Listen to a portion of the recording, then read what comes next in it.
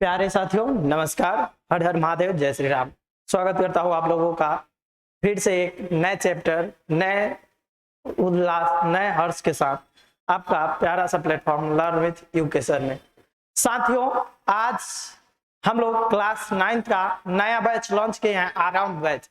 तो उसका बायोलॉजी का फर्स्ट चैप्टर कोशिका, cell the unit of life को लेकर हम लेक्चर 1 के साथ आप लोगों के सामने आए हुए हैं। तो आज से हम लोग अपना नया बैच स्टार्ट कर चुके हैं। तो आज फर्स्ट क्लास में हम लोग बायोलॉजी पढ़ेंगे, वो भी बायोलॉजी में सेल पढ़ेंगे कि हम लोग कैसे आए हैं, हम लोग कैसे हैं, कैसे क्या है, हम लोग इसके बारे में अच्छे तरीके से डील करेंगे। तो साथियों, आपका आरंभ बैच आज से स्टार्ट होता है। चलिए स्टार्ट करते हैं, समय को व्यतीत ज्यादा नहीं करेंगे।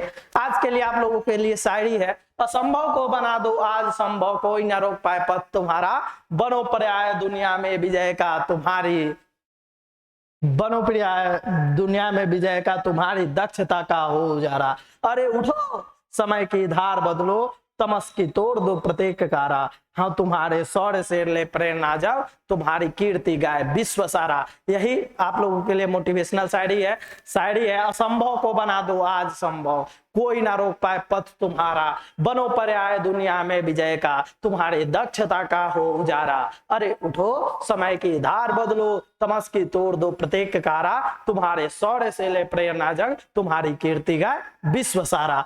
तो चलिए अब क्लास को हम लोग स्टार्ट करते हैं। क्लास में पहले हम लोग सेल को आज लेक्चर 1 में अच्छे तरीके से डील करेंगे, सेल को समझेंगे कि सेल है क्या, हम लोग आए कैसे, हम लोग कैसे। तो चलिए सेल,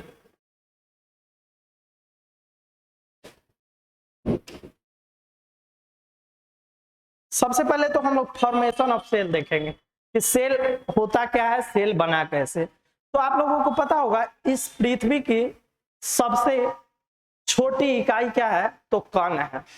कण एटम है। एटम बोले तो परमाणु है। परमाणु भी क्या है, 3 कणों से मिलकर बना होता है। परमाणु भी 3 कणों से मिलकर होता है। कौन कौन कण होते हैं वो, तो प्रोटॉन होते हैं,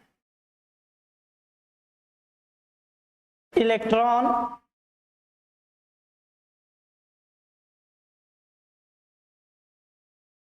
और न्यूट्रॉन।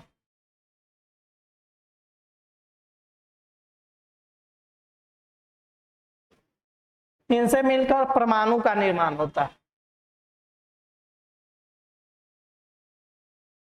तो हम लोगों को इतना डीप में जाने की आवश्यकता नहीं है। तो हम लोग देखेंगे सेल हम लोग पढ़ रहे हैं, हम लोग केमिस्ट्री नहीं पढ़ रहे हैं कि हम लोग इलेक्ट्रॉन, प्रोटॉन और न्यूट्रॉन के बारे में चर्चा करेंगे। तो केमिस्ट्री में नहीं पढ़ रहे हैं, बायोलॉजी पढ़ रहे हैं हम लोग, तो हम लोग सेल पढ़ रहे हैं। तो सेल एटम,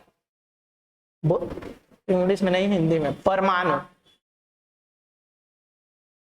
परमाणु के मिलने से क्या बना है, परमाणु के मिलने से सेल।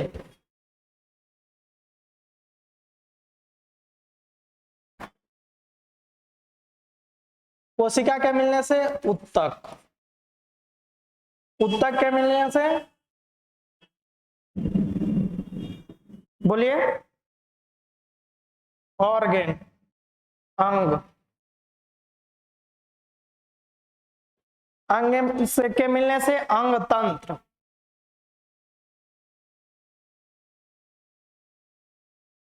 और अंग तंत्र के मिलने से लास्ट में हम लोग ऑर्गेनिज्म, बोले तो जंतु का निर्माण हुआ है।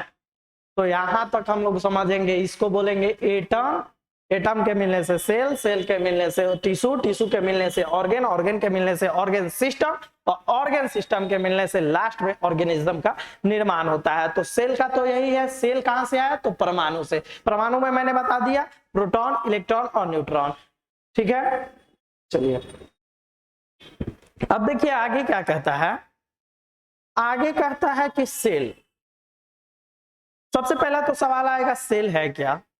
सेल को आखिर हम लोग जीवन की क्रियात्मक संरचनात्मक इकाई क्यों बोलते हैं। तो सबसे पहले एक साइंटिस्ट आते हैं जिनका नाम होता है रॉबर्ट हुक।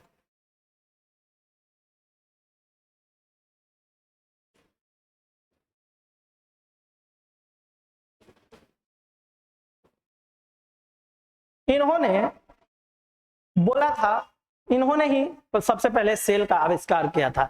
यदि क्लास 9 के मोटिव से हम लोग देखें तो सबसे पहले सेल का आविष्कार इन्होंने ही किया था, लेकिन क्लास 11 में जब आप लोग जाइएगा तो आप लोगों को पता चलेगा कि इन्होंने सेल का नहीं बल्कि सेल वाल का आविष्कार खोज किया था।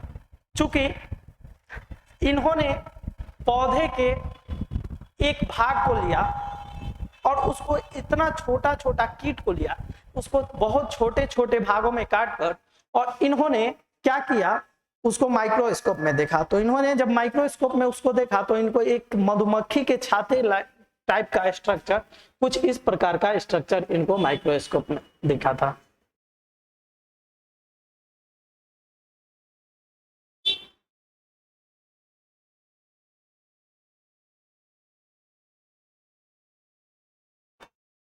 इस प्रकार का स्ट्रक्चर दिखा था, इसको इन्होंने कोशिका बोल दिया था। इन्होंने कब खोज किया? 1665 में।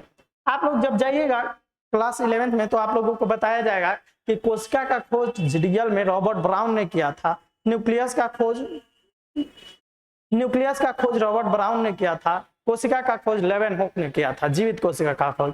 लेकिन आप लोगों को क्लास 9 में यदि एक क्वेश्चन है कोशिका का खोज किसने किया तो आप लोग रॉबर्ट हॉक को मारिएगा, चूंकि कोशिका के बारे में आप लोगों को 11th में इन डिटेल पढ़ना है। यहाँ तो बस ऐसे ही एक ओवरव्यू दिखा दिया जाएगा आप लोगों को।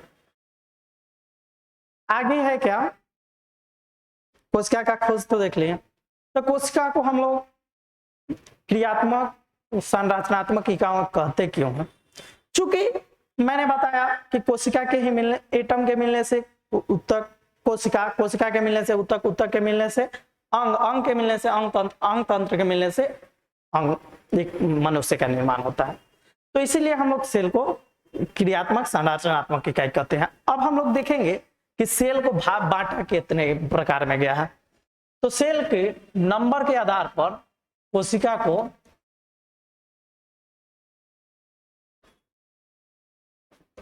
उसके नंबर के आधार पर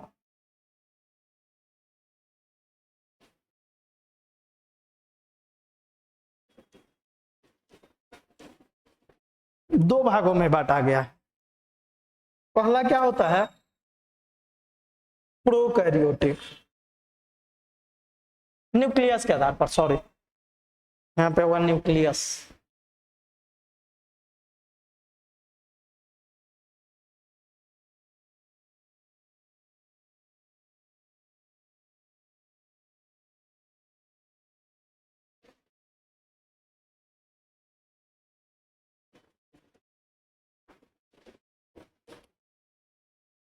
प्रोकैरियोटिक और यूकैरियोटिक, प्रोकैरियोटिक और इधर यूकैरियोटिक।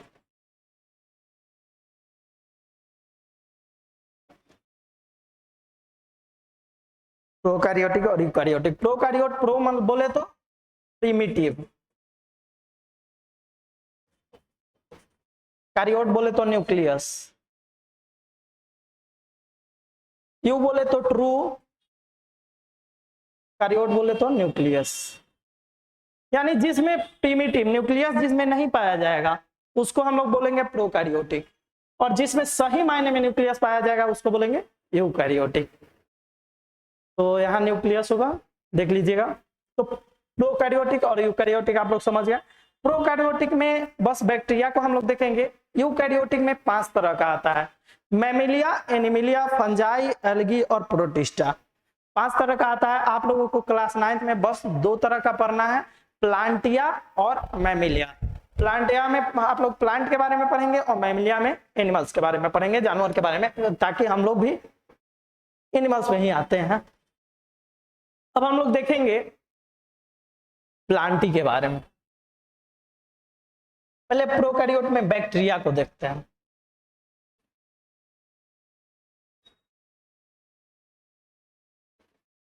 ठीक है, तो बैक्टीरिया में क्या क्या मौजूद होगा? पहले तो सेल मेम्ब्रेन होगा, बिना सेल मेम्ब्रेन का कोई सेल होता ही नहीं। सेल मेम्ब्रेन होगा तो जाहिर सी बात है यहाँ पे न्यूक्लियस होगा, जो हम मैंने बताया प्रोकैरियोट में प्रिमिटिव न्यूक्लियस, तो इसमें तो न्यूक्लियस नहीं होता है, लेकिन मैंने सेल को बताया कि सेल में न्यूक्लियस होगा ही होगा। और इसमें देखिएगा आप लोग प्रोकैरियोट में तो एक और लेयर होता है सेल वाल, जिसको बोलते हैं सेल का दीवार। ठीक है, एक और लेयर इसमें होता है ग्लाइकोलाइसिस का। तो ये तो आप लोगों को 11th में इन डिटेल पढ़ना है, लेकिन मैंने यहाँ पे ओवरव्यू दे दिया। तो सबसे पहले यहाँ केवल न्यूक्लियस पाया जाता था, केवल मेम्ब्रेन पाया जाता था। तो मेम्ब्रेन पाया जाता था, तो जब वेव आता था, समुद्री वेव आता था, तो इसके मेम्ब्रेन को तोड़ देता था और इसके अंदर जितने भी मटेरियल पाए जाते थे वो बिखर जाते थे। तो कोशिका ने सोचा कि क्यों ना अपना एक मजबूत लेयर बनाया जाए, जिससे कि वेव को हम लोगों को तोड़ने में कठिनाइयों का सामना करना पड़े और हम लोग बच सके। तो उसने एक बाहर से लेयर बनाया, जो लेयर इसको प्रोटेक्शन के साथ साथ शेप देता था। क्लास 11th में जब जाइएगा तो आप लोगों को बताया जाएगा कि प्रोटेक्शन क्यों देता था, शेप क्यों देता था। अभी तक हम लोग फिलहाल ज्यादा डीप नहीं जाएंगे, आप लोगों को बस क्लास 9th में ओवरव्यू देना है, तो हम ओवरव्यू दे रहे हैं। और यहाँ से ग्लाइकोलाइसिस का एक लेयर होता था। तो 3 लेयर हो गया बैक्टीरिया में। चलिए, और ये भी आप लोगों को मैं बता दूं कि बैक्टीरिया का जो सेल वॉल होता है वो पेप्टाइडो ग्लाइकन का होता है। पेप्टाइडो बोले तो प्रोटीन और ग्लाइकन बोले तो कार्बोहाइड्रेट। प्रोटीन बोले तो चेन ऑफ एमिनो एसिड और कार्बोहाइड्रेट कार्बन प्लस और वाटर। ओके, तो इतना इन डीप नहीं जाना है। यूकैरियोट में हम लोग देखेंगे, यूकैरियोट में प्लांटी में प्लांट जो होता है उसमें न्यूक्लियस सेल वाल भी होता है, सॉरी सेल मेम्ब्रेन भी होता है और एक सेल वाल भी होता है, और इसमें न्यूक्लियस होगा। मैंने क्या बताया, ये यूकैरियोट में आता है। यूकैरियोट में ट्रू यानी सही मायने में न्यूक्लियस पाया जाता है, तो इसमें न्यूक्लियस भी पाया जाएगा। इसके अंदर एटीएस राइबोसोम भी पाए जाएंगे और बहुत सारे चीज पाए जाएंगे। उसमें 70S राइबोसोम पाया जाता है प्रोकैरियोट में। यूकैरियोट में 80S राइबोसोम। और यदि एनिमल होगा तो उसमें बस सेल मेम्ब्रेन पाया जाएगा, सेल वाल नहीं पाया जाएगा। क्योंकि हम लोग देखते हैं हम लोगों में कोई बाहर से प्रोटेक्शन के लिए है नहीं, यही बस मेम्ब्रेन है, ये सब सेल से बना हुआ है। तो यही है सेल ओवरव्यू। इससे ज्यादा आप लोगों को अभी अगले लेक्चर में मैं बताऊंगा, अगले लेक्चर में इन डीप जाऊंगा। हाँ, तो सेल थ्योरी के बारे में आप लोगों को एक ओवरव्यू दे देता हूं मैं, ठीक है। सेल थ्योरी, तो सेल थ्योरी में 2 साइंटिस्ट का नाम आता है, स्लाइडन और स्वान। एक ये सब तो 11th में पढ़ना है, बट मैं आप लोगों को इतना थोड़ा बहुत बता देता हूं। तो स्लाइडन जो थे वो बोलते थे कि जितने, स्लाइडन क्या ब्रिटिश बोटनिस्ट थे, जर्मन बोटनिस्ट थे, और स्वान क्या थे, ब्रिटिश जूलॉजिस्ट थे। तो ये जर्मन बोटनिस्ट थे, तो जाहिर सी बात है ये पौधे पर काम करेंगे। तो इन्होंने पौधा पर काम किया और बोला क्या कि जितने भी प्लांट, जितने भी प्लांट सेल हैं वह कोशिका से मिलकर बने हुए हैं।